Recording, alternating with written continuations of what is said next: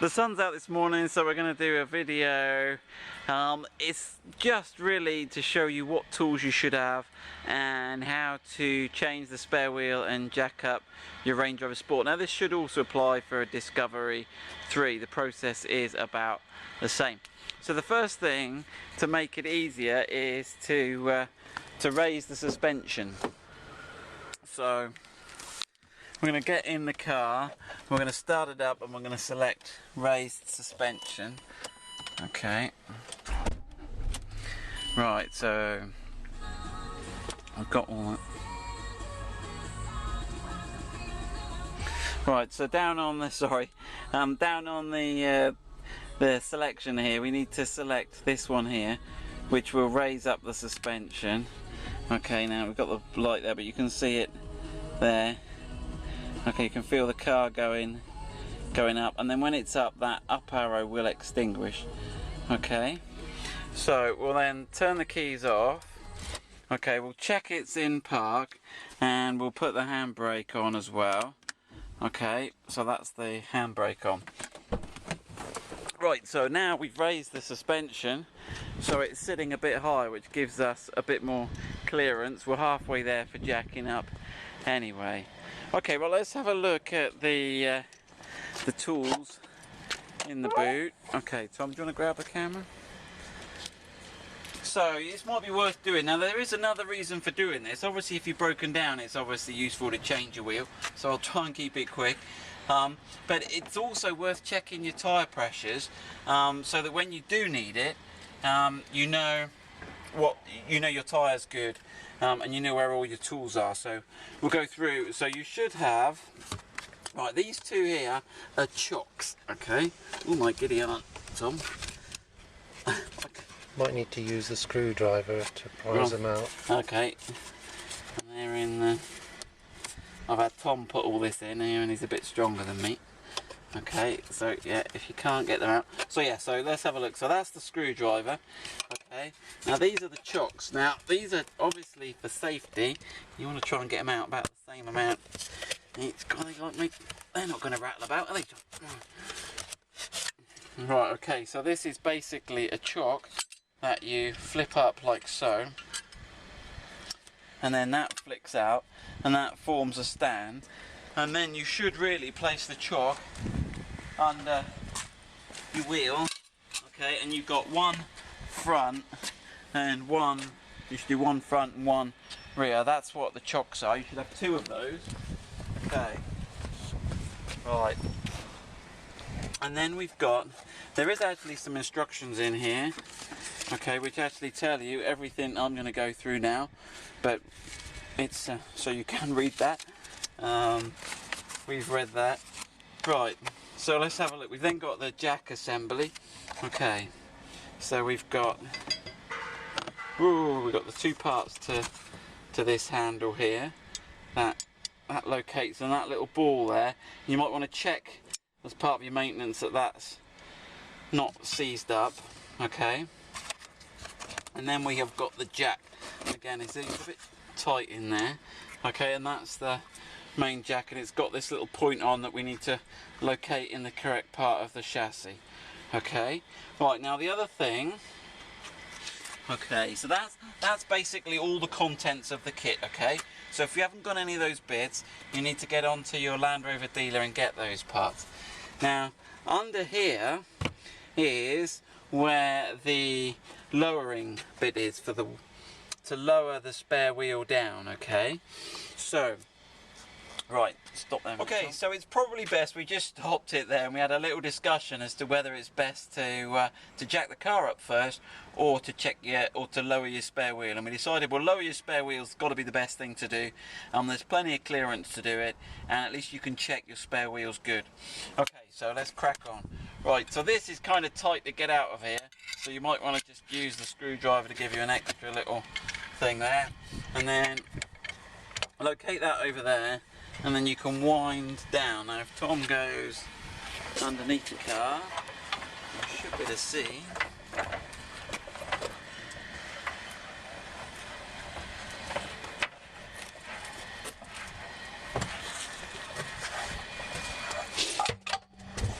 Okay, got it on this chain now, but we need to obviously extract the wheel from the chain. So what you need to do is tip the wheel up like so, okay, and then you've got to get this part off, and then you thread the one bit through the wheel first, like so, and then the other bit will actually follow. We don't need to worry about threading that through. So from the top we can rest that to the side there, and then let's pull this bad boy out. Okay, now one point to note is that the actual tyre valve is pointing up. So if you want to check and just do a bit of maintenance, you've actually got to do all of this to check, get a tyre pressure gauge and check your tyre pressures. And what should the tyre pressures be, Tom? Depending on load, anywhere between 30 and 36. There we go. So obviously check with you, but that's the recommended data. So we've got our spare wheel out, and now we need to jack the car. So we'll just talk you through this, but basically if you go in, if you're doing the rear wheel for example, you want to be going in roughly in line with the back here, and what you're looking for is the hole in the rear chassis leg, which is here. So it's about the middle of the rear door. Okay, so I'm trying to think of any reference points you've got here, but you've got these two pipes coming down here. It's here, and what you need to do is you need to locate, as the jack goes up, the jack in like so. So you can see that it's pushing on all the so yeah, let's just do that quickly then. So normally you can wind the jack up by hand. Most of you guys know all this stuff, but I'll just do it to completeness, then everyone's got an idea, haven't they? It's okay, and then I'll just show you how to use the jack handle. Okay, so we've got all that in, we've got the front wheels chocked, okay, that's all in, and then, so we've got these two parts of the jack connected. We're going to hook this little hook into our little eyelet here, okay, like so. Okay, and then what we're going to do is, right, this handle, this hole in the back of the handle is shaped so it just fits in there like so, and then if we go clockwise we can raise the car. Now Tom did point out you can actually flip this out and use that as a bit of a handle, although it's not that ergonomic, and basically you can keep winding that up then until it raises the wheel off the ground. Okay, that's the exercise there. Now do remember to loosen your wheel nuts before you jack it up. Just loosen them slightly, otherwise the wheel will spin when you're trying to undo it. And let me just wind that down and quickly show you where the front jacking point is. So that's the rear jacking point there, and let me just show you with the jack. Here he goes. Flip it up. Okay, so just okay, let's slide up to the front. Right, which side are you going, Tom? So what you've got here, and this is about in line with the front door hinge, okay, and you've got, again, you've got the same hole there. So just where the chassis leg comes down from the engine bay and it goes flat, again, you've got to make sure you get that point, and that'll stop the jack slipping then, okay, and there you go, and that's how to jack the front. Right, that's enough about jacking and changing wheels, because that's all fairly standard once you've got everything in the right place. In terms of maintenance, we've just checked the tyre pressure, and that's good, so we're all okay there. We're just going to lube a couple of bits and pieces just to make sure. We got some 3-in-1 dry lubricant, other lubricants are available. We're just going to spray a bit around in there where the mechanism is. That probably won't be of huge benefit.